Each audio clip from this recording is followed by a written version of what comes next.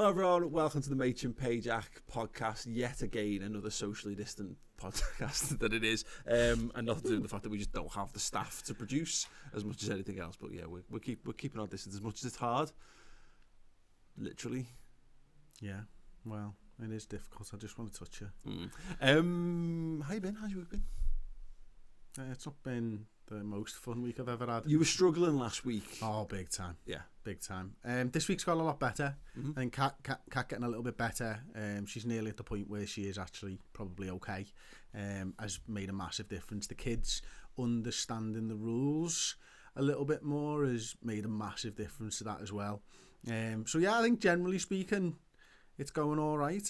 I've got a handle on my life a bit more nowadays than I did last week. But you know, I think everybody's in the same boat here, Paul. It's not nice being stuck inside. Is it? There is very much that thing, isn't there? Where I think I said this last week, but it's just as true this week.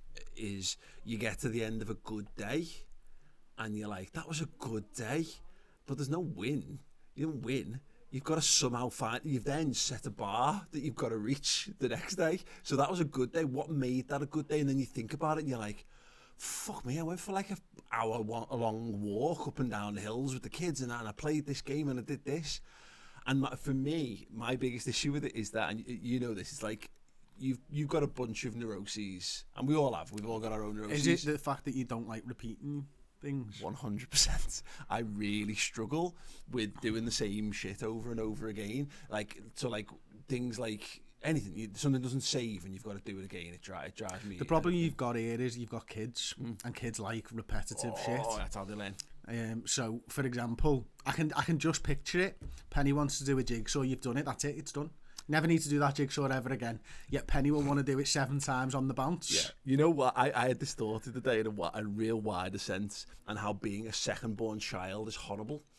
And why it is, and doubly so when you then end up as a middle child if you have 3, because the stuff that Penny doesn't get to do, because I did it with Jack and I can't be asked to do it with her, and these are stupid things. These are not like, you know, the fundamentals of life. These are like, you know, those machines in like Belvale where you put a quid in and the cars and they go up and down. I did that for Jack because it was, you got your first child, and your first child's so special, and it's the first time I get to put a kid on one of these. I went on these as a kid myself, the first time, and you come around the second one and go, they're shit, they're just not, they're a complete waste of money, they're crap, they don't even go upside down or anything.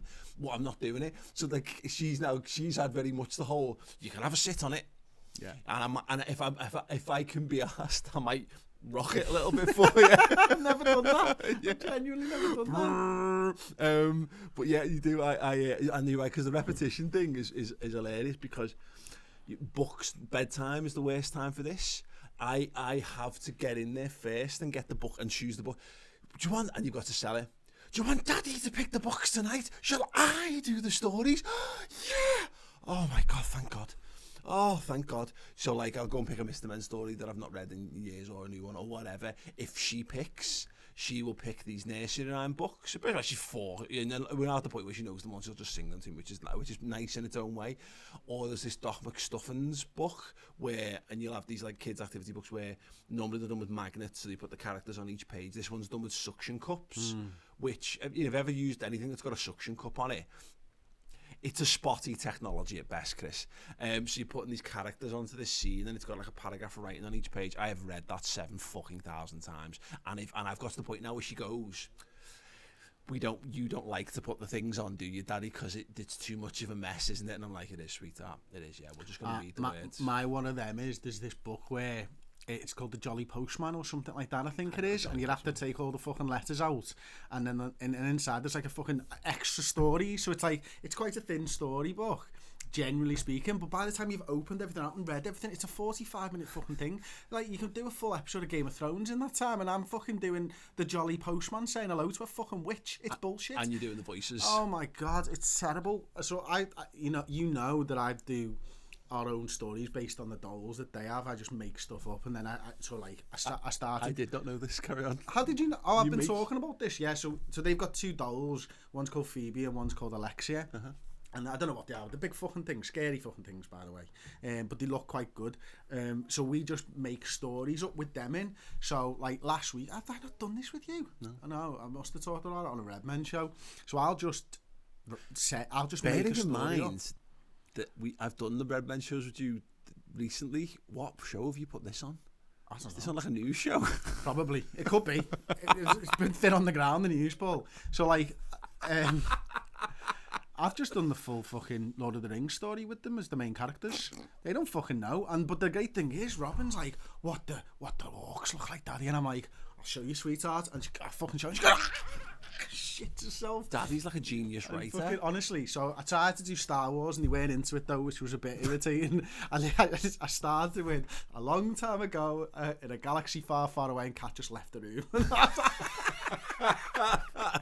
Shook her head, tutted and walked out like, yeah. Know where this shit's going. Yeah, you just did a cork popping downstairs. So we do that like it's like Phoebe and Alexa going fucking the Lonely Mountain to defeat Smaug and stuff like that, which is the Hobbit, obviously, and then you lead them into it, and then you just start throwing them into other stories. But then you can have a little bit of creative storytelling. So I'll go like, Robin, what do you want? Like Phoebe and Alexa have walked in and there's treasure everywhere. And what do you do?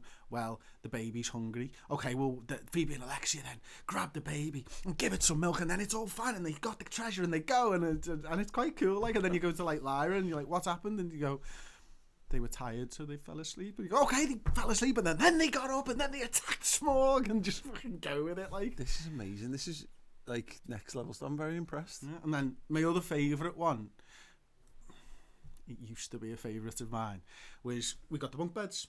So you throw the quilt over the top and they hang down and create a house underneath. Then you close the door over, so you've got this perfect house and a couple of pillows, and then the ladder's essentially a window, and you do the big bad wolf, and you fucking knock on, and you go, and you do it all, and it's like, little pig,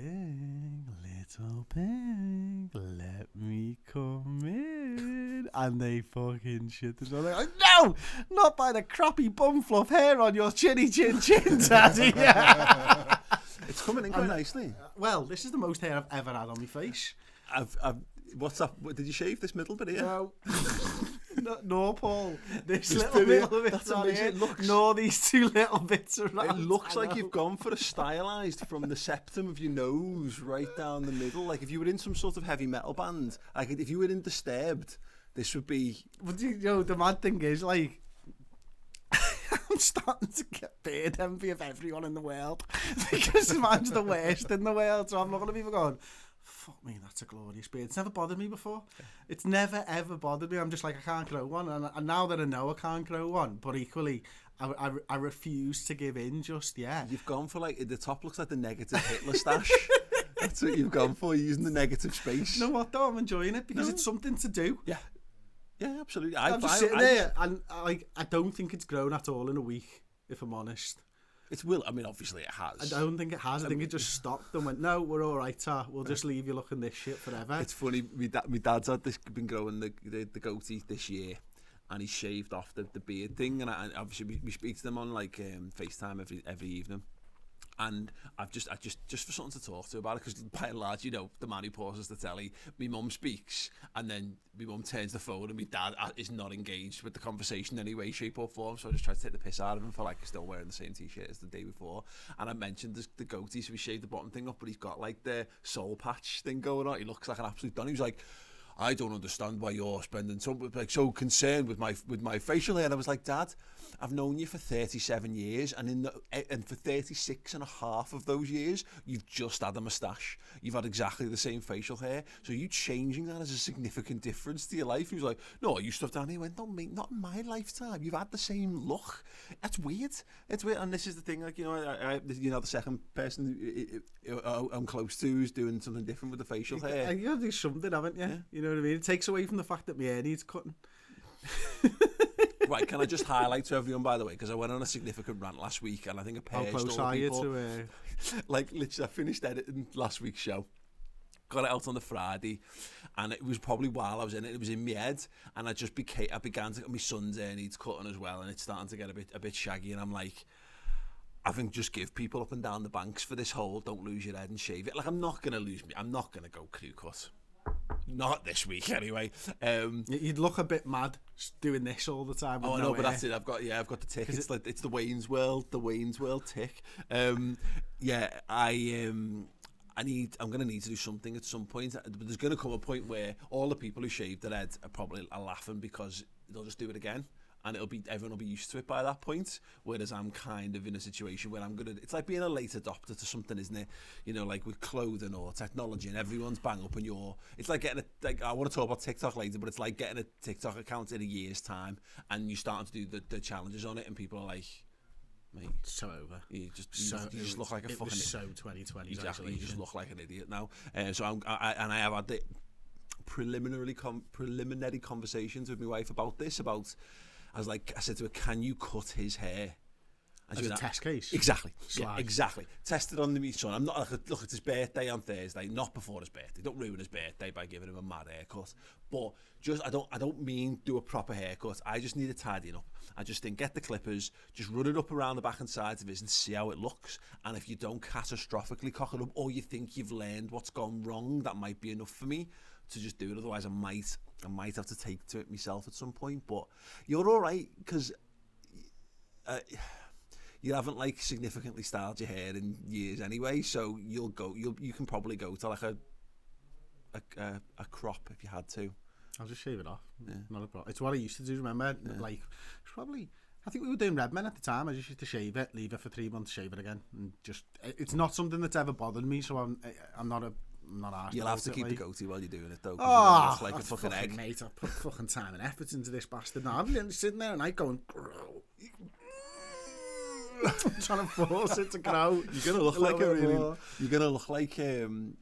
We're gonna have to create the comparison picture of like what you're meant to look like and what you should look like, and put like prime Stone Cold Steve Austin next to you. I'm bang up for this. I'm bang up for the potential social gold of all this kind of stuff. There's nothing else to do, is there? No, this is the point, isn't it? I went shopping once. How was it? Because we had this chat, didn't we? Because I had this boat when I got out of quarantine. You had a boat? Yeah, whatever it takes. I'm like Joey and Chandler. I've just got it in my bedroom just for the fucking and pretend I've got somewhere to go. No, when I got well again and I came out of quarantine and being able to finally go and do the shop, and it was glorious. But of course, the world's moved on in those weeks. Like and it's actually moved on in the neck because it's been like it's about a week and a half or something. I think the difference between 2 weeks between us. And it's like, and for people who've been at this, who've been able to freely move about for the last month or 5 weeks or whatever the hell it's been, it's probably been about 3 days, hasn't it? And it's felt that long. You're probably not surprised by this, but you were caught unawares by a shopping system in Tesco's. Oh yeah, but that's the second part of this story, Paul. So the first part is I went to, and I will not name it this time because I always do that joke where I won't name it. It's Roy. I will not name the supermarket that I went to, but it's a local supermarket. There used to be an Aldi in Kensington, or very close to Kensington. Oh, yeah. So I went there first thinking... Why are you not naming it? Well, because of what I'm about to say. Okay. Okay. Right, okay. Sounds. So I went there first and I thought, I'll try and do most of my shopping there. I shop there all the time anyway, like just a few bits and pieces and whatever.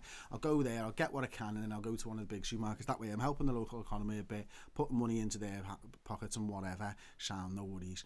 So I went there and life hadn't changed. Life hadn't moved on any since the lockdown. The fellas are still there smoking in the veg section. The social distancing isn't a thing. So I walked around and like everyone's fucking all over here, and there's literally no social distancing whatsoever. Did me shopping. I was like, okay, that was a little bit strange. Okay, was expecting a little bit more. Went to finish up in Tesco's. Got to Tesco's. Like fucking lines on the floor, queue up here. There's like 3 people. Sam walked in, got me trolley all fucking disinfected and all that. Walked around, went through the computer section first. Had to buy me Mara birthday card and all that. Like went through there, halfway around the supermarket. Some customers started shouting. He's like, "What are you doing? You're going the wrong way down the aisle." I was like, "What the fuck are you talking about?" Like she's like, "The arrow's on the floor." I'm like, "Me fucking pop-up blocker was full on." I was like, "No, I didn't see any of this shit," because I'm like virtual or in real life, I block out adverts. Yeah. So I blocked out every single arrow on the floor for nearly half the supermarket, and now I'm getting shouted at by a customer. And let's not forget that in the world we've just been in, stepping back out into the real world again, just the freedom of headspace to not be within the 4 walls of your house. you're not. I don't think you're genuinely focused on what you're doing when you go and shopping at this point. And you should be. And I think people who've been on this or on the ball on this and have been doing this now for weeks are probably laser focused in how they shop. But when you've come out of lockdown for a fortnight. And you've just been to that other supermarket where nothing's fucking going on. Yeah. Like I was lulled into a false sense of security. You're probably just in your own head, aren't you? So what? So then I'm there and I'm getting shouted at. I'm like, I look down. I'm like, oh my god, I've done this all wrong. Like, and then I realised that what have they put on the? It's like. So tape the floor. There's tape every 2 meters, and the idea is that you can't go into the next 2 meter if someone's in there. So you have to stop and wait. And I was just zooming past people going up the wrong fucking way and all kinds of stuff. So then I'm like onto the system, and then they start talking over the time. Oh, there is a flow system in place, and blah blah. I'm like, why don't you just tell the person who's on the fucking trolley to tell you that when you're going in the shop? Yeah. Right. But then I'm like, it's also Tesco's Old Swan I went to. Mm-hmm. Because I thought, they're not going to be up that early in Old Swan. It'll be sound. And I was right, by the way. If I went to Allerton Road, Tesco's, there'll be fucking a queue out the door for miles. And I'm there, I'm like, oh my God, okay, well, sound. I'm now in a supermarket. I don't shop in Tesco's anyway. And I definitely never shop in the Old Swan one. So now I don't know where anything is, and I'm like, fucking hell, I've missed the hummus here. I think it's in the last one, so I'm having to go back to go fucking. And then I'm at the edge of the fucking thing, looking at the floor, going, there's an arrow just one way. I'm like, fuck it, 2 aisles, run down the fucking 2 aisles, fucking shoot up to come back round and fucking down again, and I still missed the fucking hummus. So in the end, I just didn't buy any. It's like taking the wrong turn if you get onto Dale Street in Liverpool and you missed your opportunity to get up to to Victoria Street or whatever, and you end up like, how the hell do I get back to where I need to? Yeah. But this is the problem, you're right, is that because this thing in life, and one of the few things that stuck with me from university was semiology, and the idea of like studying signs and what they mean. So the idea that you understand intrinsically, or you're taught this, what a traffic light means because of the context in which it's placed and all that. So you understand how society works, could partly training, but also things work in the environments in which they're used. This tape on the floor stuff, if this is new to you, and it was to me. So by the way, you gave me the very top line of that story before, and then this morning, and then I had to go to Sainsbury's to pick my shopper up and pick my son's birthday presents up, and I walked into an aisle, and I'd been walking around for 5 minutes before I remembered your story about there being arrows on the floor, and I went, well, there's no arrows on the floor. Oh, but there is social distancing 2 meter tape, but there's no one there to like truly explain. And I mean, some of this is fairly self-evidential, but in the absence of a one-way system, carnage. Well, it's not carnage because there's not that many people in the shop to be. It's like going down. It's like getting in your car and there's 2 parked cars on either side, and you're there, and you're in the supermarket, and you're both going that way. Yeah. And you got your social distance. Who gives? Yeah. I'm not going back out this aisle, mate. I'm 3/4 of the way down the fucking aisle here. There was a fella, right, and I was on the. It was the sweet tile, and he's in the middle, and he's looking, and I've come into one end, and there's a woman who's come in the other end, and he's fucking trapped, Chris. He's got no idea what to do. So he gets what he gets, and he sees me, so he goes that way, and then he realises there's like a stock cart blocking one end, and the other woman at the end, and he goes, so he has to pull a Yui. So he pulls this Yui with his full shopping trolley, like wrenching it back round to go back, and he goes, and I have to like pin myself to the wall of it or whatever, and he gives us a nod and a little smile and goes on with it or whatever. But this is the thing, it was the first time I went out. Again, it's mad. I feel like I haven't shopped in Sainsbury's in like my adult life, and I've been more times because they're the 2 nearest supermarkets to wherever the places I am. And the first time I went down, it was to pick up I pick up a microphone, and I ordered it from Argos. I was like, I need this for work. I'll go and pick it up from Argos. Dead easy, just down the road, no problem. Gets me out the house. I've got a legitimate reason for going out. Great. And then I got to Sainsbury's, and the queue was up the block, and I was like, but I didn't get onto this until I walked to the front door and went, and I could feel the eyes of the world upon me, and it was like. And I could just see, like in my head, like like a camera pans down, and there's just all these angry people with their hands on their hips, waggling their necks at me for daring to break the code of the queue. yeah, that was an awkward. But this is the point, we're all learning how the new society works. I don't know, man. I mean, I reckon Tesco's are onto something because they put the beer as the last thing. Now, don't get me started on the fact that your trolley's already full when you're trying to get 2 crates of beer into it. That's fucking stupid. Yeah, literally. I had a Warman's toasty that ended up being fucking pita bread by the end of it. But I'm there, and now I'm stuck between. So in some supermarkets, and Tesco's Old Swan's one of them, where they've got that random bottom corner. Yeah. Well, the queue for the fucking tills goes up the fucking wine house. So what do I have to do? I have to go past everyone in the queue, breaking social distance and things, breathing in like I used to walk when I was a kid, walking past Goodison, not to fucking let anything near me. You did the same, yeah. and so then I'm in the bottom corner. I'm like, fucking hell. I was like, oh, but that's a better offer. Okay, well, I'll get that as well. But I can't go back. Oh, well, I've just got 3 crates of beer. And, that side is a good offer, isn't it? Well, I just really put that beer back, but I can't go back. Side, and Kat's like, what the fuck have you bought all that for? I'm like, I couldn't. Basically, they trapped me in the beer section and with great offers. So I just filled my trolley up and I went on with my day. But and someone comes up behind you. It's like when you're trying to do like a parking on the road, and you just fuck it up that one too many times. And having someone behind you, just go. It's a perfectly legitimate space. If I'd just done it right, I'd be fine, but I didn't, so I'm gonna have to move on. I think that's a very clever marketing technique. And then you get there, and then they're calling you in, and so I'm unloading my shopping, and then look up, and there's like fucking a barrier between me, and I'm like, oh, that's good, isn't it? And then he goes, you're too close, mate. There's a line on the floor. For fucking not again. There's another fucking line on the floor, like. And then I broke his card machine. How did you break his card machine? Well, I knocked it with a fucking bag of shopping, and it went flying, and then it unconnected from the internet, and it went fucking flying up his thing, and I'm like, oh, no, I'm sorry, mate, here, I'll stick that back in. Don't touch it! It's mad. We're having to learn everything. This is the thing, again, semiotics and all that kind of stuff. We've learned how to exist in society in a certain way for so long, and to varying degrees, people get it and people don't. And we're okay. I think we're still we're still young enough that change is, it's annoying, but you can kind of wrap your head around it. But people have a slower and faster uptakes on these things, and you're right. It takes a number of visits to this thing, and that's the problem. We live in a society where we're intolerant of everyone. And I said this last week about like the social distancing Nazis, and I get it. Like, everyone's in this together, and everyone's trying to protect their own interests and all that. But the people who are doing it from a distance, and the people who are like telling people off for it. And people are just arseholes, and we're meant to be. I've enjoyed like going out for the walks with the kids, and just when you stand to one side and you let people pass if you're crossing on the the pavement or whatever, and just the smile and nods and the thank yous. It's a little bit more societal. It makes me feel happier. It reminds me that time I went to Liechtenstein and everyone we walked past like said hello, and it was like, what the friggin' hell is this? Like being in like a 1950s wholesome American movie or whatever.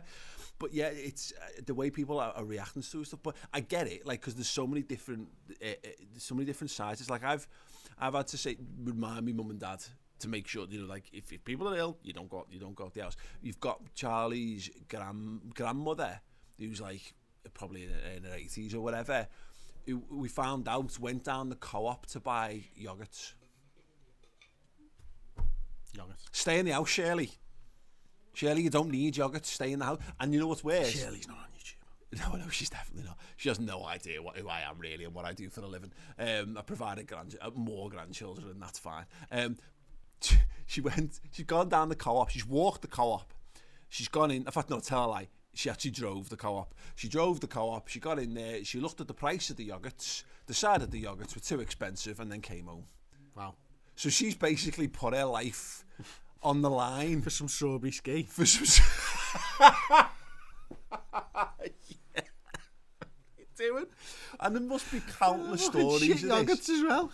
I just think truly old people, a lot of them, I just don't think they get it. And I think I'm not saying it's exclusively old people. They've lived through the fucking war. They think this is ridiculous. But you see that video? It was a couple of weeks ago now, and I'm sure a lot of people's tunes have changed. But it's like, not gonna let the virus win. No, but you are. It's not terrorism. It's not terrorism, Francis. Get in the house. Get in the house. No, but I'm doing it. So, like isolation, Nazism. We're all doing it, and it's all the people And again, I get these reactions. So all those videos came out of the weekend of like the parks being full, and loads of people are then going, and it's because everyone's doing it from their own perspectives. And I get this reaction like I've been sat in my house for 3 weeks, unable to leave, not going shopping, obeying every rule, and you are out necking in the park, like. And as a result, the one like government regimented walk you're allowed to go on could end up being taken off everyone for all this kind of stuff. Like, but that I must admit, like at the weekend, Kat wasn't well, and I thought, well, I'll get the kids out for a bit. I was like, I'll get in the car and I'll go down to the little there's like that little loop park, for want of a better word, near the Aldi on Gatka Park Drive. Do you know the one I mean? It's just literally a fucking loop, and we've always took the kids there because it's flat. You can take the scooters there. I'll just get in the car and I'll go there. And I was like, no, I don't think that's allowed. So I didn't. Yeah. So in the end, I just went round the block instead because it doesn't really matter. It's much more dangerous because I live on Queen's Drive, taking the kids out on a scooter, by the way. Yeah. But anyway, we did that. And two of them if it's just the one of you as well. Yeah, exactly. Because you chase after one, what's the other one doing? Oh my goodness, another story. Anyway, what we did is we went back, and little Northway bit, there's like a little circle, and we just, very, very few cars, but they can go around on the road and stuff like that. So I'm there, and I'm like, we turned left, because I always like to go clockwise, because I'm a fucking dickhead like that. I always go clockwise around it. So they're scooting off ahead, and someone else come through the alleyway behind me, and I could see him, and he went, okay, right, I'll go the other way. So we went right around it, and then as we were walking, they've cut the bushes so you can see like the entrance on the road, and someone else came that way round, and he was heading for them, and we were fine. And then I turned back around, and he'd followed me, and then we'd all were doing exactly the same. He's like synced three of us were just fucking looping around this small park, like Skeletrix. It's fucking brilliant. I was like, this is fucking class. That's fucking class. This is it's actually something you touched upon there. I think is really interesting about this is because. We went out, so we took the kids for a walk yesterday. So like round ours, round Dovecot, Notty Ash, and we needed some shopping. So we stopped at like the Tesco Metro or whatever on the way back, and I went in, and they went and hung out on the corner away from everyone, and and she come back. When I come back, my wife was like, I felt really uncomfortable because everyone's looking at me. Because and this is what we've got, and it's weird. And I don't feel this as acutely, and some of this comes from the fact that I'm kind of used to being the centre of attention in what I do and all that kind of stuff. And I worked behind the bar for years and years, where everyone's always looking at you when you're behind the bar because someone always wants a bevy and all that kind of stuff. Like, so being watched doesn't concern me as much. But there's this thing, we have this a lot, and sometimes it's psychological, it's anxiety. So like what anxiety is your body's natural reaction to keeping you alert for predators. It's just you just make it. Yeah, exactly. So like but this is being turned into overdrive because she's acutely aware of all this stuff, and she has suffered with some issues around anxiety and all that kind of stuff. But she's now, we're all doing this to varying degrees. We're all mentally justifying every action that we're taking. So the second we step out the door, you've almost got your list of, if anyone was to ask me what am I doing and why am I doing it, I've got that pre-prepared for that. We were saying it about having to work.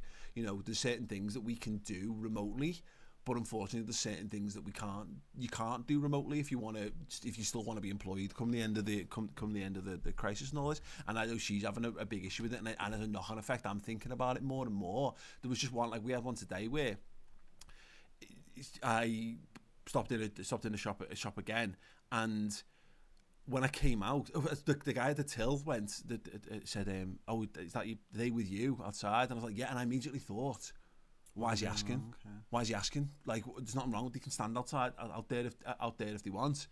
And I got outside, and they had 2 freeze pops, and she was like, "Some fella's just come out and give me these," and I was like, "Oh, that's nice." And she was like, "No, it's weird. Why is someone coming out and doing that? He's been touching them. What's the deal with all that? We're meant to be social distancing and blah blah blah." And then I put 2 and 2 together.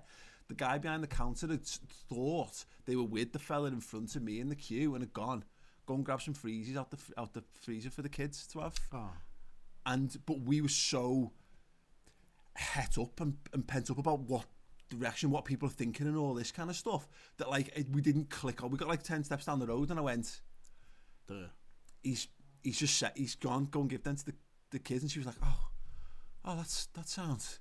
not some random young fella who's just handed some fucking sweets to the kids effectively, but we're so on edge about every single action that we take that it's such a weird, it's another one of those weird things that decides to change. It's like you're a fucking Star Destroyer and you have to turn your shields down to turn your sensors up. Yeah. You know what I mean? Like, you can't have everything running at optimal thing, but our sensors are the things now that we're fucking all onto all the time. Like, and it's like, what are they doing over there? Why are they family? Like, I drove here today, and I was like, oh yeah, they are family. That looks like a mother and daughter. Yeah. And I caught myself and I was like, you're a prick, Chris. Yeah. You're an absolute prick. Why are you doing that? We've started looking more.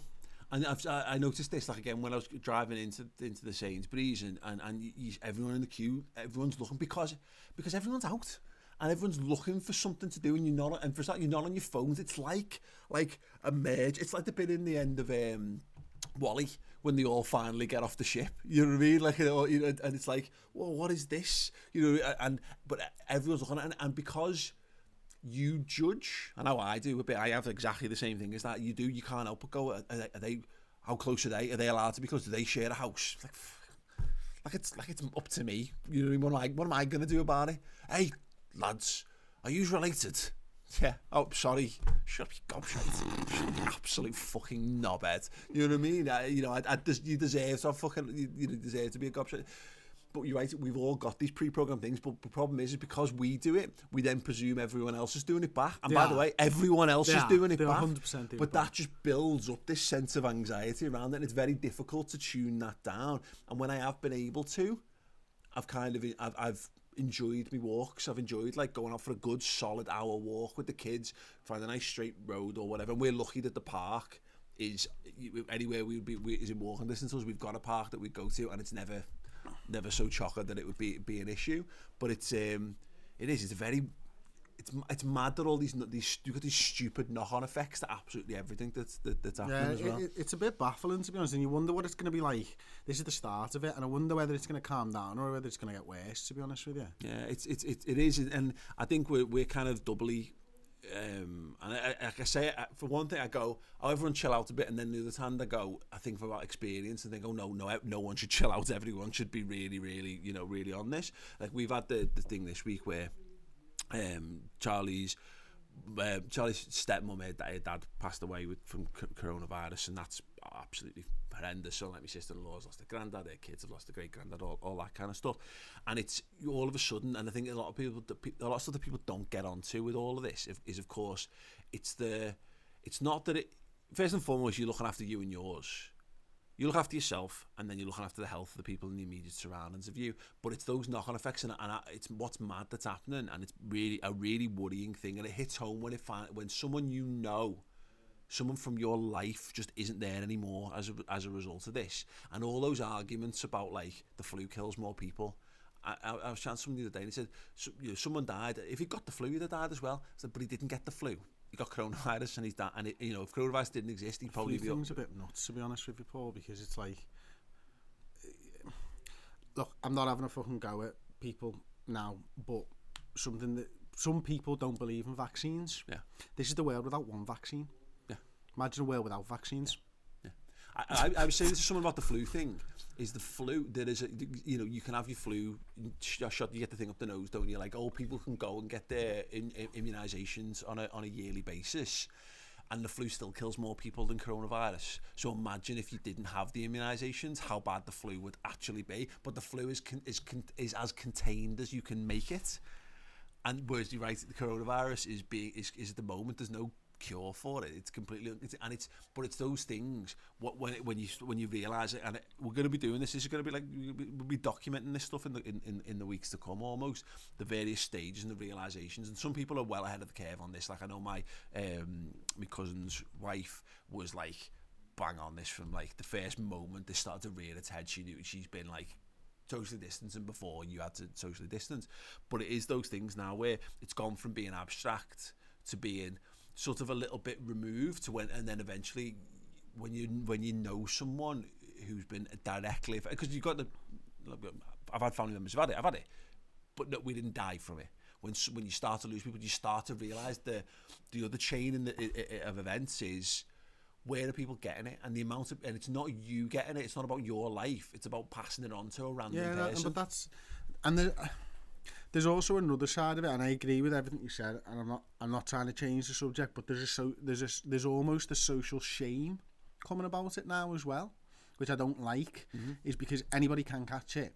And you can be washing your hands and you can still get it, right? And you can be putting social distancing measures in, but if you just touch one thing that you shouldn't have, and now there's like this thing where like that people are ashamed that they've caught it, and they shouldn't be. It's a fucking virus. It can get fucking anybody, and I don't like that side of things as well, because that's putting a mental fucking strain on people as well. I had that very much, like in my early days of being free of it and coming out. And like I'm like, I've had it, I'm over it. I'm two things. I should therefore have immunity, which means that the risk for me contracting it again has been greatly reduced. But also, I'm done and dusted with it. I know, so I know I can't then give it. I'm past the period, so it's fine. But you can still give it to people. But the people who then, it's just, you get this sense of like the feeling of leprosy that comes with it and stuff is a very very unusual thing. But I mean, like, look, you know, you've had it, so you're okay. But if you touch a surface and carry it somewhere else, then you can still transmit it to somebody else, can't you? You know what I mean? Not from you personally, but somebody else's germs or whatever. Yeah. So you still have to be dead careful anyway. Yeah, the whole thing is balmy, like, but yeah, it does when it starts to hit home, and that's the thing. I think that it's mad, and that's why I understand people's outrage, and I understand people's judgment, and I understand all this. I don't like it, but I get it. Because, you know, people, ultimately we do all think of ourselves first and foremost, and we think that the most vulnerable people in our families, and you know, there's people at risk. You know, David wouldn't have died if it wasn't for coronavirus. He had, and this is also that thing that was a really dislike. He wasn't 100% healthy, but he also wasn't going to die anyway. You know what I mean? So, but he'll fall into the two categories which are dislike: the underlying health problems. So people go, well, I don't have any underlying health problems, so I'm fine. It's not true. And the fact that people are starting to just become numbers. Like, people look at these, and I've done it. People go into me like the death count has dropped off. You know what I mean? Like, it's not rising or whatever. And it's like, it is rising. Well, yeah, but whatever. It's just not as many as yesterday. Yeah, you know. But it's a mental thing, that, and it's totally wrong. It's like so. Spain, let's say, as an example, 1,000 people died yesterday, 1,200 died. The death count's dropped off. Now 1,000 people fucking died, mate. Yeah.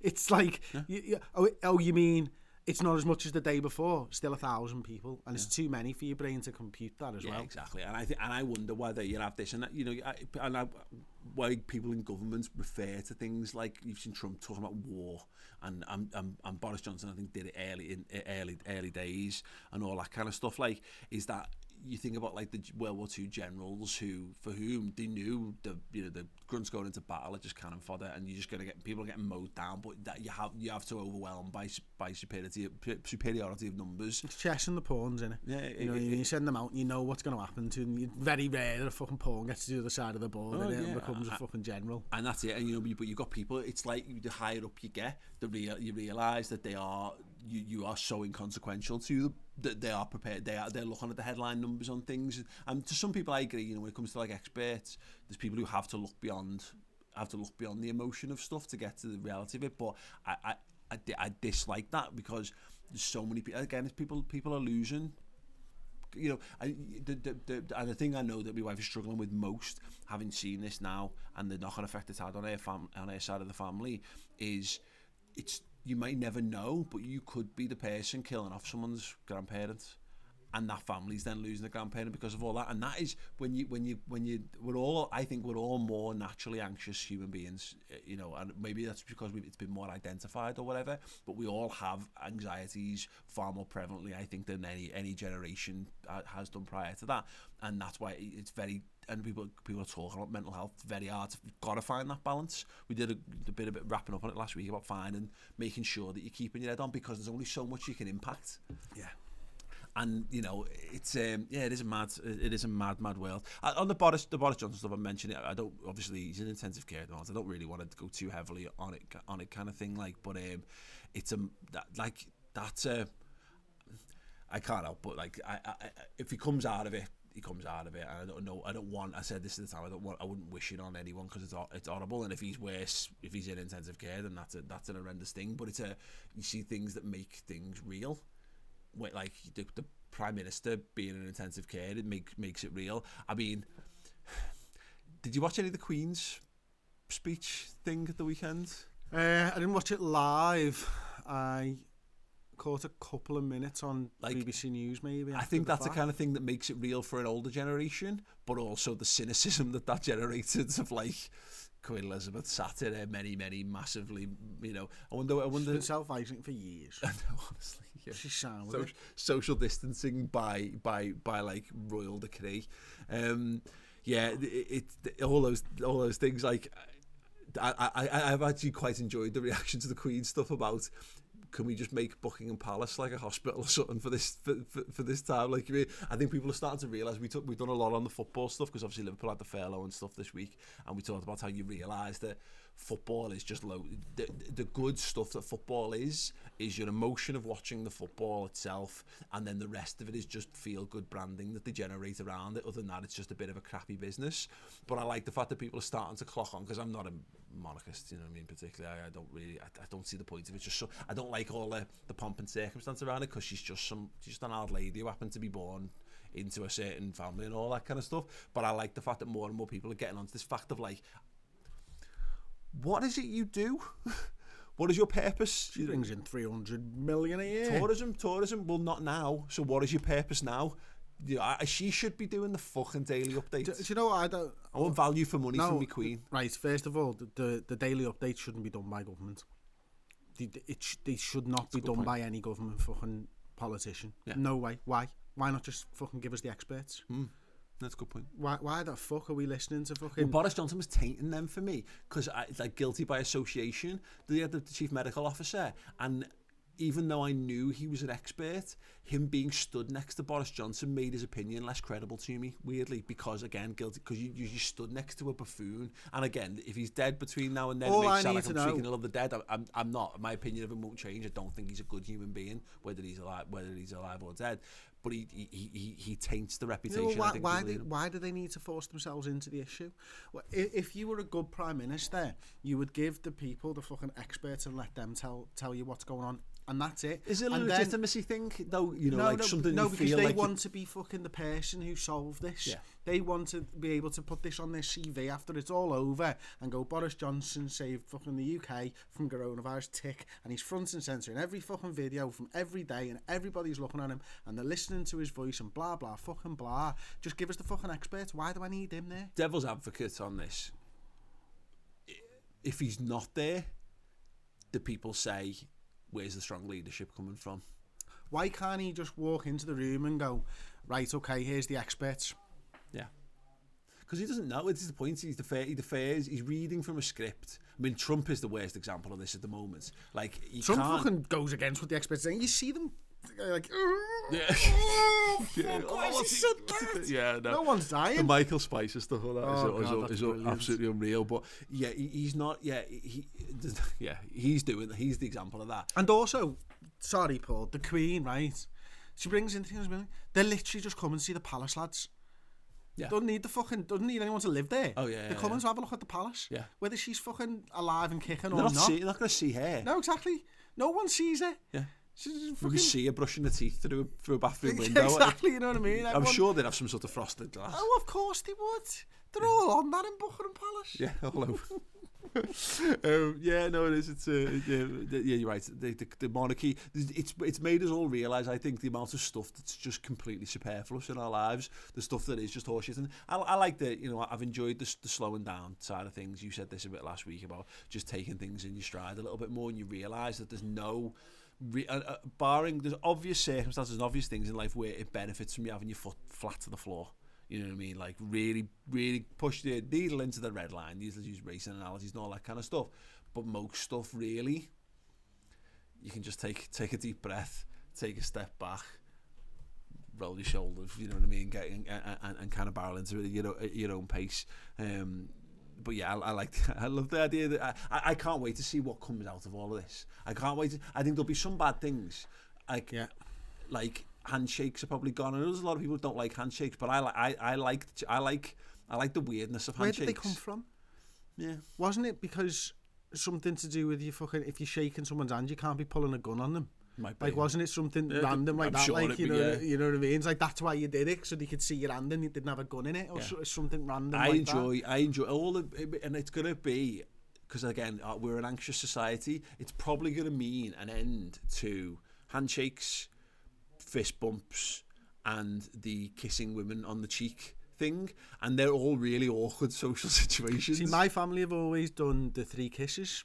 What's how one left, right, middle? Left, right, left. Oh, right. So. I don't know whether it was a family thing or my uncle did it, and so everybody just did it. Like, so that was something that's a bit strange. Like, but like I could have told us the Nolan family, not the musicians. The Kevin Nolan, former Bolton West Ham, current West Ham assistant manager. The men in his family, and by connection, all their really good friends all kiss each other on the lips when they meet. It's proper Godfather stuff. It's fucking hilarious. And you like, the first time you see it happen, it's a bit like, because they're all like, what are they doing now? Barely scout. Honestly, they probably don't love each other anymore. It's mad. It's the proper barely Scouse men, all brilliant fellas. I spent a bit of time with them when they all drank in the pub I managed, and it was, but it is when you.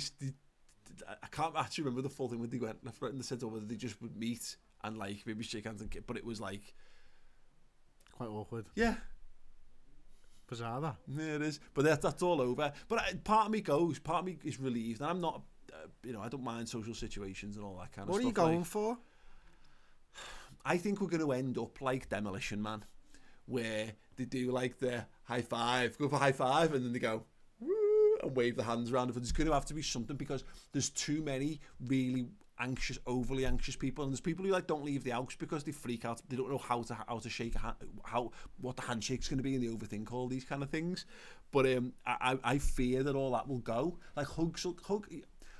On a slightly serious point, hugs are amazing. Like there is like proof, there's evidence, there's biological.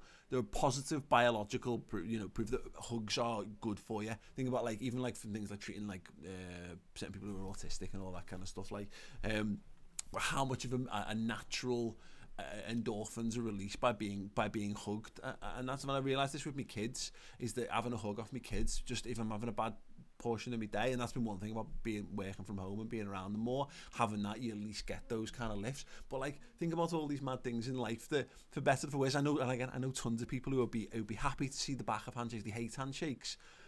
They just we might grow up in a world where our kids don't know what a handshake is. See, the handshakes, there's nothing wrong with handshakes, but there's a judgment thing to handshakes that I don't get and don't like. It's like, well, it's weak, that one, what? Because I didn't want to hurt your hand, lad. Yeah, you know what I mean? Is that me being nice, or is that, oh fucking that's a good handshake? Really, like? Yeah. Are we judging on how good our handshakes are? You know why this is?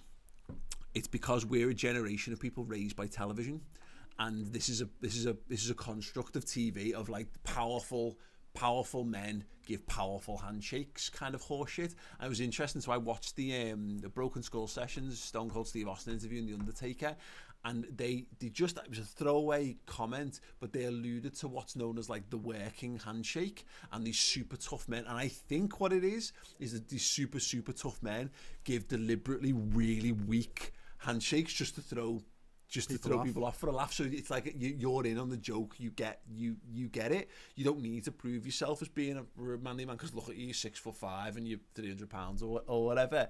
But yeah, you're right. The handshake thing's mad. But equally, can I ask you, when you go out for a handshake and someone gives you a really wet, weak, I mean wet, like, not literally wet, but you know what I mean. You know what I mean by wet, like a wet kitchen roll. Like, you know what I mean, that kind of like. Just really, I feel violated when someone doesn't actually meet your handshake. Yeah. Do you not find that odd when you go to shake someone's hand and they give you? Don't hang out with people like that, Paul. Aubrey does it all the time. Does he? He's got a really weak handshake. I see. Yeah, he's got small hands. Yeah, he's got very small. Sorry, Aubrey. I don't know if he's watching, but yeah, smell like cabbage. Getting on with your life, and then just randomly having your hands slaughtered like it's 20 years ago. But yeah, we're gonna have all these things go. There's a couple of things I want to bring up, Chris. That we got from comments and what have you last week. Deadpool in the comments said Chris's moustache definitely makes him look like he should be on a list. That's not nice. A list, and he didn't put my reply in there. I think like a list of awesome people. No, okay. I hurt my feelings. Yeah. And we asked people for positive stories to spread. We were looking to spread some positivity. We wanted to get some goodness into people's lives, and nobody took us up on that in any way, shape, or form. No. Apart from Moustache His, which is mad that we've got a moustache theme going on. Positive for me is that my wanking game has gone to an almost Olympic level. This has shown me I was half-arsing it pre-virus. I was there, but I wasn't present, if you get me. It could have been anyone's hand, to be honest. I will keep you posted on my progress in the form of a photo collage. Please. I tell you what, I mean, I'd rather go back to it could have been anyone's hand. In these times, like, you need a bit of variety. Is the spice of life. Stranger. Yeah, you know what I mean? Fucking paint your nails round the back of the curtain after you've sat on your hand for 5 minutes so it doesn't actually feel like yours and it's completely dead and you're sorted. Have you ever done that in the comments? Otherwise, that's really weird. Which is kind of part of the course, I guess, at this point, really, isn't it? There was... anything else you want to talk about that you've seen or impacted you this week? I don't think anything's really impacted me this week, to be honest. I did think it was funny because, again, two things actually. Random cultural references for the time was PlayStation unveiled the PS5 controller, and I only found out by this because Xbox controller was trending, and it's just basically everyone going, why have they just made the pad look like the Xbox controller? And it got me into I briefly looked through what people were tweeting about it, and I realised that I'm a bit too old for that anymore, like the console wars stuff. And I've riled a few people up with random comments on this. I remember saying that if you liked when Liverpool were linked with Nike originally, and I'd said that like Nike and Xboxes are basically for like teenage virgins. And we're all going to have to get used to Nike, aren't we? So we're all going to have that. But yeah, there's the console war thing. It was a thing when we were kids, so I get it. But it's funny how things like that don't concern you when you get into this. But loads of people still very, very tribal about their Xbox and PlayStation. Yeah, do you know, Paul, it's exactly the same with footy and footy Twitter. And it's all this mad stuff. Like our Steve, you know, Everton fan, he has given us dogs abuse this week for Liverpool furlough and stuff like it's my fault. Yeah. I fucking and this and this. And I'm like, it's nothing to do with me, mate. I genuinely didn't have a hand in the decision. Yeah, like, what are you? Why? Oh, you want to get the upper hand? Why are you doing this in a family WhatsApp? You're not trying to get the upper hand. You're trying to shame me in front of other people. Yeah. For something I didn't do. Yeah. I'm not engaging this shit with you. But it's true. But it's one of those, isn't it? Because you realise this. There's a great Mitchell and Webb sketch about that, and guy goes, "We won, and you got beat." It's like, you didn't. You mean we? You didn't win. Why do we talk? You know, and we talk about. We do. It's funny that we talk about football like we have an impact on it, but then also. We obviously don't. We're all complicit in this. Yes. Nobody blames me when someone misses a penalty. No one turns around to me and blames me for it. People can abuse me for Liverpool getting knocked out because they know I care. But to somehow suggest that like Liverpool fans are like, Liverpool, look, you should look at your club and blah blah blah. It's like, oh mate. Yeah, I am, and I'm pissed off. Yeah, it's but bad, like you telling me doesn't make me pissed off. Like I'm pissed off enough as it is. Thanks. When we were walking the other day, these two our fellas walked past and they went to him, "Oh, it's him off that Liverpool YouTube channel." And I went, "Oh, hi, gents, you're all right." And he went, "Well, league's been cancelled, lads." I was like, "Fucking Everton, you gobshites." Yeah, you do. You fall into that. The PS5 controller. I love the fact that people just love, and this goes back to this thing. Everyone just loves something. Everyone needs these things. Everyone needs things to hate. Everyone needs things to have opinions over. I don't get it, mate. I used to be like that so much, but now it just all passes me by. Like someone sends me. Look, don't get me wrong, if there are videos on WhatsApp and I pass them along and I think they're funny and all that type of stuff, but there's just some banal shit that's not worth my attention. Yeah. Like, I think, I'm not digging anyone else here, someone posted a fucking something with a Simpsons thing with Liverpool faces on and them doing a U-turn. I was like, that's fucking shit though, isn't it? Yeah. You know what I mean? That's fucking shit. And like, half of this stuff, like Xbox pad looking like fucking PlayStation, where are you going to go?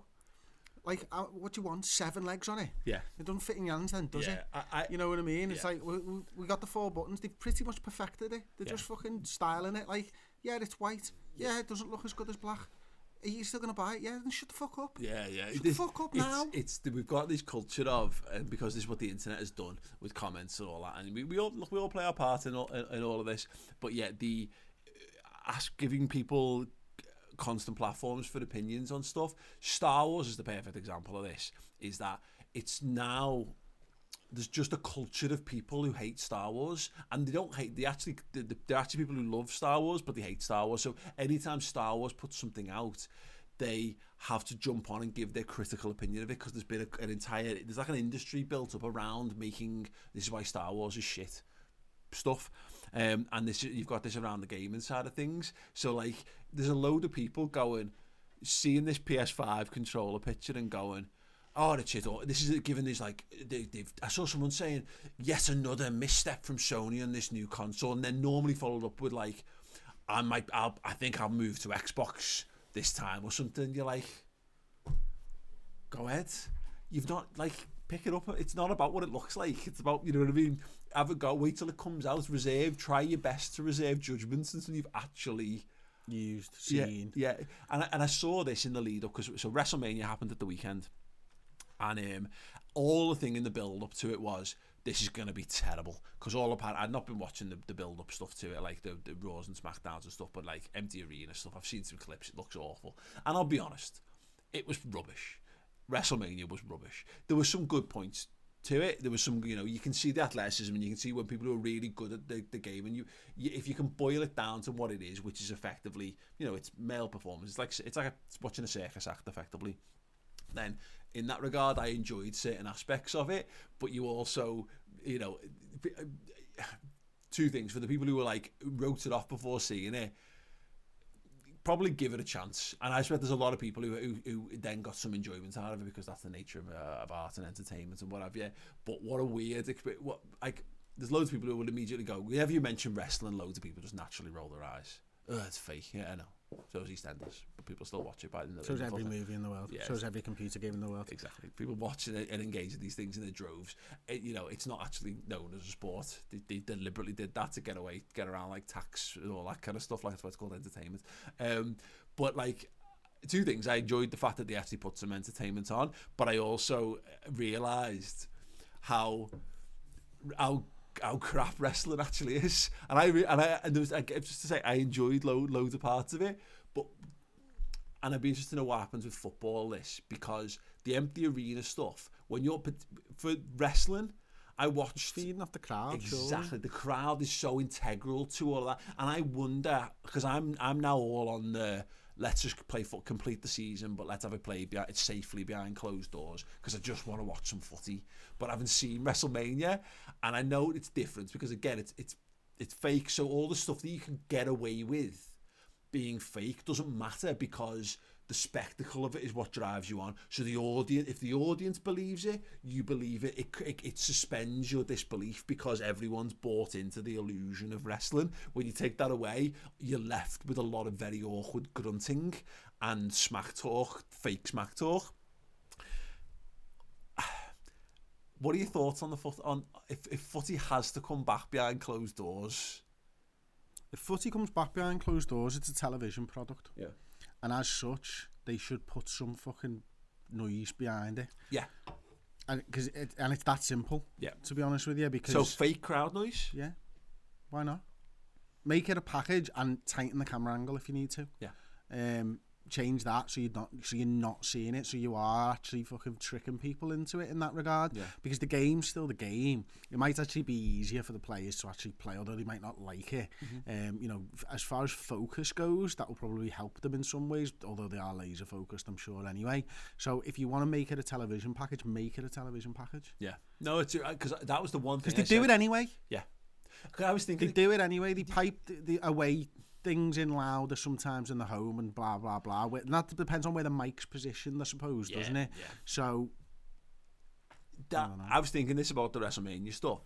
There was a couple of times when I just thought, just play some music, have some music in the background of it, heavy metal music. I used to work on the PS1 games, They did have commentary. I didn't realise this until I went back and played the early SmackDown games, and they're rubbish because it's just no commentary and it's just like, yeah, it's got like a heavy metal track, but it was better than if there'd been silence.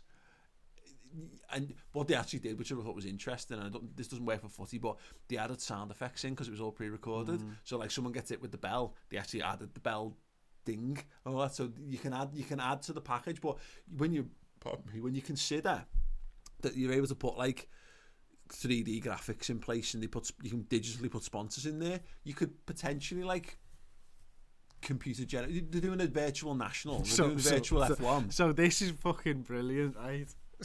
So I'm watching the virtual national on Saturday, and I've got the girls with me, and Kat's having a lie down, and we're there, and we've got money on Tiger, old fuming by the way, and I've got money on something red. Anyway, another one fell. Fucking gutted. And the fucking horse wins, and they've got that virtual crowd, and Robin goes, "Why are they allowed out?" And it's fucking fake people. Yes, job done.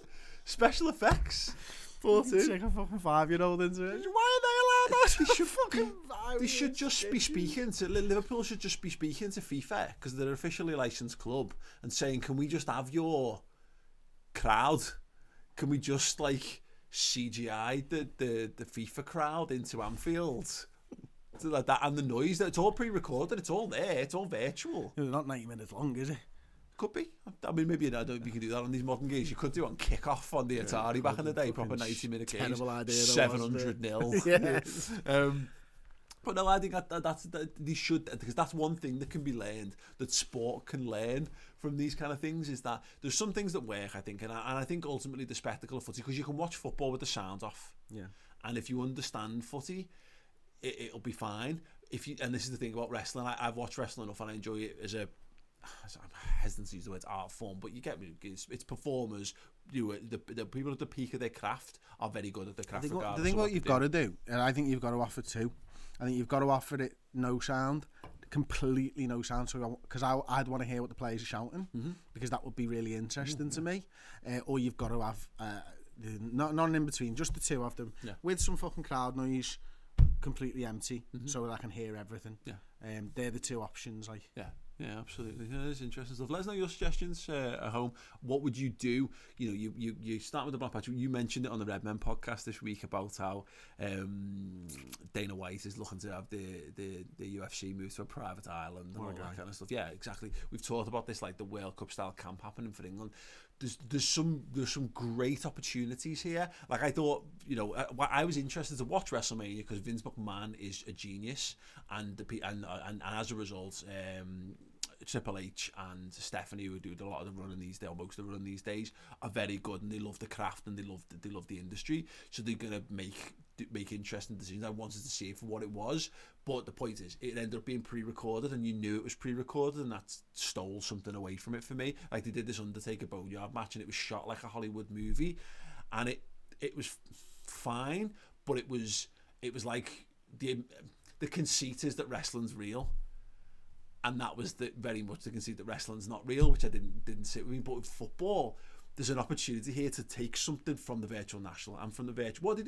What's the virtual? You've been watching the virtual F1. So they do full qualifying. They've got people in the fucking studio and everything discussing it, and they've got like. So they had like Johnny Herbert, Lando Norris actually driving the cars and stuff like that. Like yeah. So and it's a bit random, like, because you think, wow, this is just a fucking F1 race, and then all of a sudden something fucking mad happened, like fucking fourth will take out third on the last corner, because he just does what we all do in a driving race in the last corner, just straight, and hopes that he bounces in to the turn right, and that's what happens. And like Lando, I can't remember if it was Lando on the first one or someone got fucking knocked out the race on the last lap and all that type of stuff. But that was really, really good fun, like. But that was just gaming. It wasn't really a virtual F1. Yeah. It was just, it was well marketed, but it was just watching people game. Because they had this, like again on the WWE Network, they did the WrestleMania Dream matches, and they had the current game, 2K, WWE 2K, whatever the fuck it's called, 2K20, and then they had either the wrestlers themselves on on Skype or whatever, be it with the presenter talking it through, but they weren't playing it, which was the one thing. But it was fun, and sometimes they had random people in there. But there's one where there's a wrestler called Sasha Banks, and she's fighting Trish Stratus in it, like, so a virtually created match, and she's like properly getting into it because she doesn't want to lose. She doesn't want to see her character lose, and you can see she starts and she's getting closer to the camera and getting closer and closer, and she's getting kind of something. It was crap ultimately, like, but there's like, because the game's crap by all accounts, like, but there's definitely something that all of these there's little bits and pieces that I think they can do to make this, but they won't. It will be the most dull. It will be exact, because football doesn't create original ideas anymore. You know, the outside things, the things around it do, but I think the core of football, if Sky Sports get hold of this, it's just going to be, it'll be the host and presenters presenting via Skype.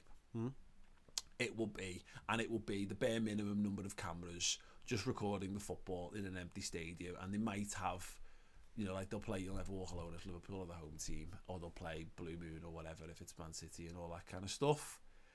And they'll have a VT package as normal, but like, there must be something good they can. There must be something good they can do. Let us know. Yeah, I think everyone's pretty much working on skeleton staff as well. That's got to be taken into consideration, hasn't it? If they had all the graphic guys all working, they might be able to do something. But the mad thing is, like, it's not the side on camera that's going to be an issue, is it? It's the behind the it's the spider cam. Yeah, or something like that. When a free kick's being taken on the edge of the area, there's no hiding the fact that that's a completely empty, or a penalty. Yeah, like, that's a completely empty stadium. Let's be honest, we've been ripping the piss out of Man City for years now, that you can see every empty seat in that stadium, and that's where they are 75% full. Still sold out. Yeah, they'll put the fucking figures out, won't they? Sold out, absolutely. Yeah, so yeah, you're right. But it'd be interesting to see what they do. The worst answer is, it's goal music, isn't it? It's what? Goal music. Oh no. That's what they'll do. I tell you what, they're going to need someone better than Tyler on commentary with no sound. But that's one thing about the wrestling. There's one fight where they start this really technical, like, oh, you're going for a grip here, like to make it real, a bit like MMA kind of stuff, where, you know, when you're feeling each other out in a silent arena, and then the commentators are kind of not talking over. You need the comment. I wonder whether there's something to do the BT thing about having the three, or Sky do it with Carragher and Neville, don't they? You need more commentators just to cover it up, maybe. I don't know. So I remember ESPN Monday Night Football did something 2 seasons ago in the NFL where they got one of the commentators out of the booth on a fucking chair that was like 12 foot up, and he had essentially a railway track down the pitch, so it was just fucking motorised.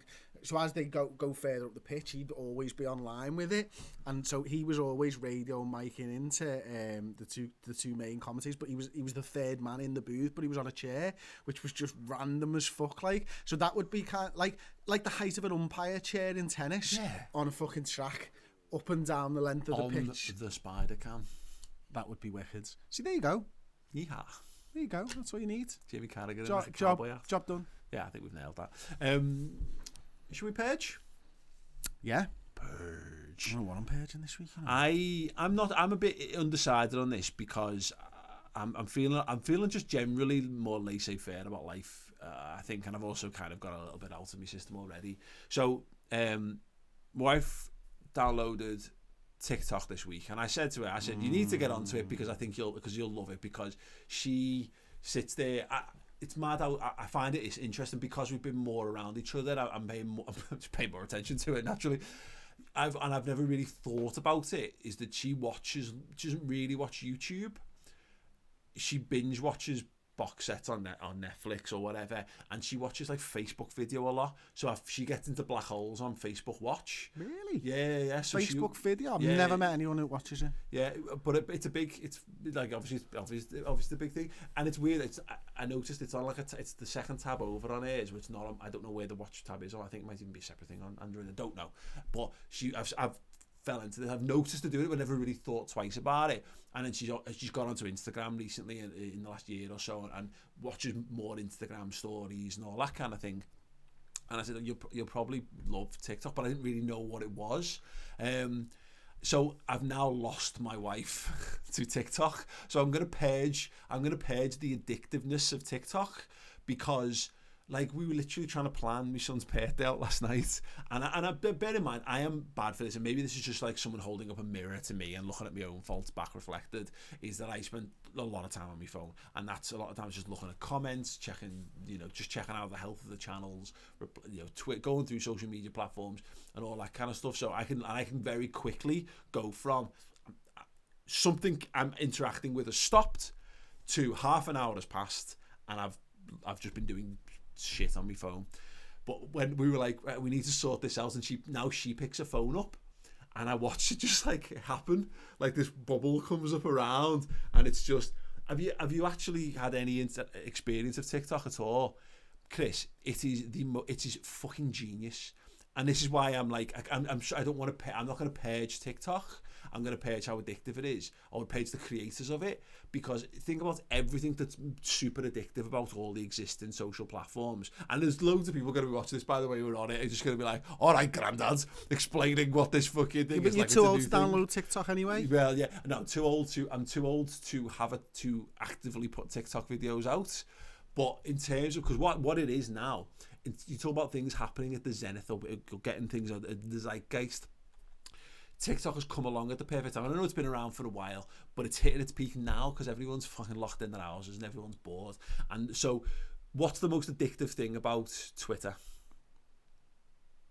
I don't know actually. So the swiping motion is the thing that everyone is hooked on Twitter. So because it's like a gambling thing, isn't it? You swipe.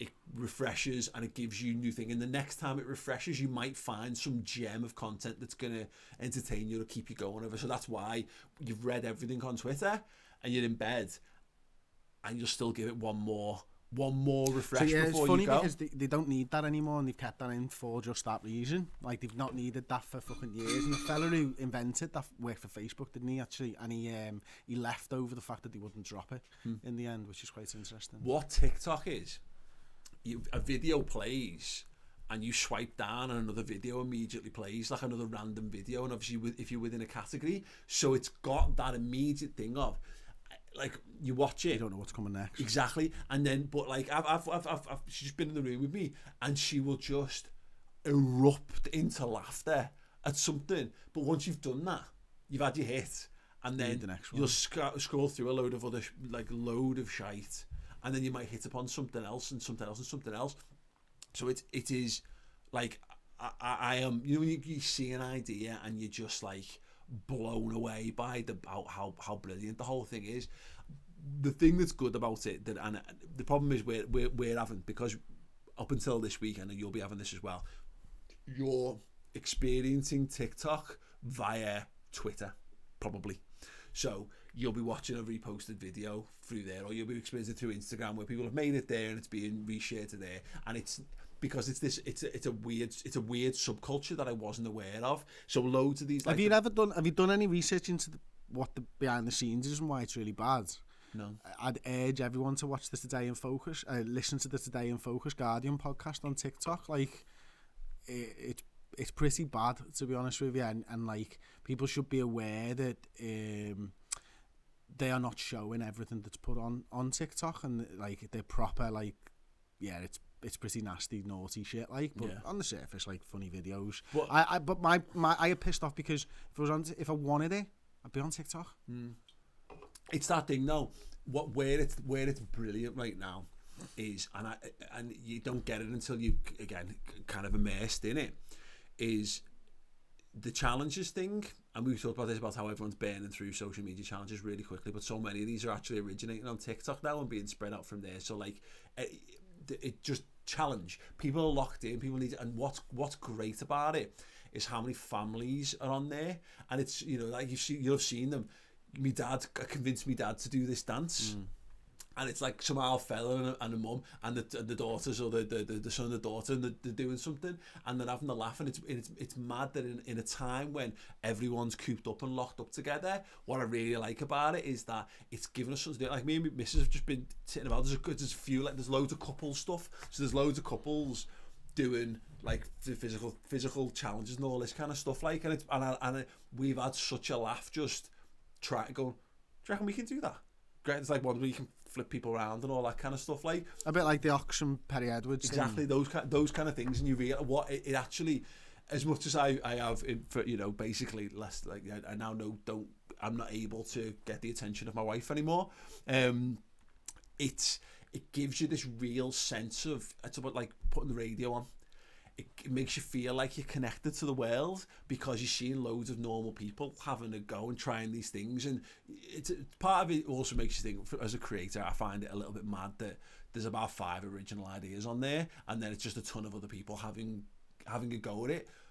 But when you strip past that, I like that collectiveness thing, that there's a challenge that can spread around the whole world, and it just makes you think, oh, I wonder if I can do that, and you'll do it, and you'll go, and if you fuck it up, you'll laugh your head off because you're like, that's dead easy. And it's, you know, we're all looking for challenges and entertainment, so I'm going to purge the addictiveness, but I'm going to give massive credit to the way which TikTok is at the moment, because everyone's spending more time on social media than ever before, and I like something that at least, you know, if anything's able to put people smile on people's faces, then yeah, I'm bang up for that. Staplers, I think will be mine. Just staplers. Yeah, they're shit, aren't they? Like, genuinely, you'll have heard me whinging about staplers over the years. I just think there's a better way of doing it. I just think that, like, the world's moved on. Yeah. Like, the stapler hasn't changed in 60 years and it's never been good at its job. How many times have you had a stapler and it just fucking doesn't work and you're like, fucking hell, I need a new stapler? Can we not just design something else that works better than a fucking stapler, please? Yeah. They're fucking pathetic. It didn't work. It doesn't work. Why are we still persisting? We can put a man on the fucking moon, and yet I can't staple more than 5 pieces of fucking paper together. Yeah, but then again, it was probably created around the same time as we put a man on the moon, and they haven't upgraded the technology since then. Like, no, you're right. I think about it like, Spider-Man upgrades his web shooter's fictional character, I know, before you say, you know, because you want to know. There was a bit in a phrase where he was forever running out of web fluid, and then eventually invented like an LED light system in like the 70s where it would flash to let him know that he was about to run out, because of the amount of times he was in the middle of fighting someone or was falling off a building and he'd run out of webs. The basic fundamentals as well. How many times it fakes you out? Like, oh, have I run out of staples? No, it's full. It's just blocked. And then you go, oh no, it's blocked. Oh no, I've run out of staples. No way of knowing. You've got to fucking open it up, and then you've got to, and You're then getting told by staplers. And then to shut it, you've got to expend another staple to basically get it shut properly. It's a fucking con. They just want your money. And the fact that it's such an old technology that nobody explained that if you spin that plate round, you can get 10 pieces of paper it in. spreads out that way instead, like legs akimbo, to put thicker files together. It fucking winds me up, Paul, to be honest with you. So we're purging. If we purge staplers though? Yeah. What are we going to do instead? Well, hang on a minute. I need to think this one through. Right. What? Okay. Blue tack. We'll purge paper too. We're on the way anyway, aren't we? yeah. Good for the environment. I mean, look, if we purge paper, staplers will just die out naturally anyway. There you go. Yeah.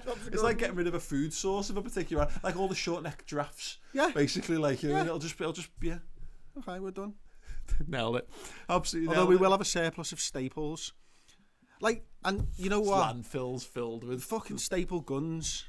They're like the most unuseful tool ever, for the simple fact that they have the same issues as staplers. Yeah, absolutely. Do you know what my real issue with staplers and staples is that there needs to be a one-size-fits-all thing, because if I run out of staples for a staple, anyone's ever done this in an office scenario, and probably in your home as well, to be fair, you're like, because we don't use staplers very often, generally speaking. I use them a lot. Yeah, okay. And calculators. I have an actual calculator still. Wow. So is this a scientific one? Damn straight it is. Yeah, cool. Have you not seen it? No. It's on my desk. All right, sounds, yeah. Anyway, so whenever your stapler runs out of staples... I'll tell you what, the solar fucking thing on Casios are pretty epic. I've had it 25 years and still fucking going strong. That was the Rolls Royce of calculators. It was peak fucking... I had some mad techs at one because you needed the scientific calculators to start senior school. Yeah, I hated that fucking thing. Anyway, you run out of staples, and it's like one of those things like, where do you keep your backup staples? It's in the list of items. Like for me, where is the adapter for your football adapter for your pump, for your bike pump? It's You think it would be with the pump, but it's not. It's never is. Like, you know, it very rarely is. So you then got to remember, and you then go on the hunt for staples, and then you find some staples, and it makes sense that those be the staples for your stapler, but they never are. It's always a different gauge of staples. That's what they need, because uniformity in staples, just to make life a lot easier, and that's what you got. It's wasteful. I've got boxes. I could walk into it. I could get a drawer there, and I reckon there'd be 4 different sizes staples, and I couldn't tell you. It's nothing on, because then you've got a loose roll of staples, and you just got to try. No one wants a loose roll of staples. And then you end up with them getting stuck, Chris. They get stuck because they're not quite the right size for it. I'm with you. Let's just purge staples, and the world be damned. We'll figure it out. And also, while we're on the subject, can I just purge the fact that, like, you have cake plates and cake forks? Because in our house, right, we're making a lot more cakes with the kids now, right? So what you're saying, you've got a cake plate and a cake fork? Oh, we've got a whole set, mate. Oh, wow. Yeah, but the problem is they don't live in the kitchen. And now my kitchen is designed in such a way that everything is where you need it all the time. So we bake a cake, we bake loads of cakes with the kids during this time. In fact, I baked one again this afternoon. This afternoon with them, and then I'm looking at it and going, right, I need a fucking piece of cake, and I get the little plates out of the fucking cupboard, and I go to my drawer and I get a fork, and I turn around and Kat's coming back with 4 fucking cake plates and 4 cake forks, and I'm like, oh, hello, here's the woman who doesn't empty the dishwasher, right? You know what I mean? Fucking hell. Because tomorrow morning, love, I'm going to have to get them plates and fucking walk all the way into the fucking dining room to put them back. Fuck off. And they with the fancy towels. Yeah, and the guest soaps. Yeah, no, we never had that. The only thing we had once was a set of a whole dinner set that was given to us that we never really liked. There's a whole story behind it which I don't think my wife would be happy with me sharing, but it's kind of random. But we got the set, and we had to keep it. Like, you get these presents of family members and what have you, and we had to keep it in case we were ever asked where it was, and it filled up an entire cupboard in our kitchen of. There was a fucking teapot in there and everything, Chris. There was like side plates and saucers and big plates and small and bowls and big bowls and everything in between. And yeah, it was just a completely. It's up there with the gift. Worst gifts. In fact, that is a question. Come to me. Nice idea for gifts in theory that aren't good in practice, and these will differ from person to person. The one for me, a wallet. There's certain items that I think are very personal to you. You can't be buying another man a wallet. That's just like, no. I like the. Oh, look, it's a cool one. They like that wallet. Yeah, but the wallet is chosen for very specific purposes. Everyone has their needs for what that wallet needs to be able to do. Some people like the button for the coins. I'm one of those guys. I freely admit it. Yeah, I'm not. You had that to me. It's just adding. I wouldn't even come near your wallet, mate. I just do not want to. Yeah. I just think it's too much of a thing. Yeah. And I've known you 20 years, and I wouldn't presume to know what type of a wallet man you are. Yeah, you know the name of like the first bird I ever fingered, but you couldn't possibly guess at what I require from a wallet. No. Yeah, there you go. Don't do it, people. Let me know in the comments or tweet us at Maych if you want to interact with anything we ever do. Go and follow us on Twitter, actually, of course. Again, at Maych if you want to send us some more lengthy stuff, things that you would like to see purged. We did have someone looking to purge social media games, which we actually did a really big bit on the Redmen podcast this week, so I'd recommend going and checking that out. I'm all in on that. All in on that. Yeah, it's too much. Like the thing is, it's just a fucking waste of time, a lot of them. And I get people are looking for. Like, here's the thing. I was having a chat with an old pal of mine at the weekend. Really, really good friend of mine I've not seen really since I've had fucking kids. And he was like, I've been watching your Instagram stories. We have different lives, man. I'm like, yeah, I know. You don't have kids, you live on your own. I bet you're fucking climbing the walls. That's not happening in my house. Yeah. Like, I'm trying to fucking climb the fences to get out, but I'm not climbing the fucking walls, you know what I mean? Yeah. So for me, watching fucking... I know you're the same as this. If you fucking... Because you're so focused on Redmen and everything else that you do and Maych and your family and stuff, if you're sitting down for an hour, you want to feel like you fucking learned something or there was a reason for it. nothing. Or done nothing. Yeah. But I like the things. I really think like I'm torn because that's the type of shit that I used to fucking love. But now it's just banal to me. Like, and I'm just like, what's the fucking point? There was of a point where when I was in quarantine and I couldn't do much. So like some of that stuff was okay. When I started to get a bit better, it was, you know, I can get it. You're dead right. I get the difference is stark in what life you need to have to be able to do it. And I enjoy that bit of like, it's nice to reminisce. Like that one of like, is the 92 football clubs, list which ones, which grounds you visited and all that kind of stuff.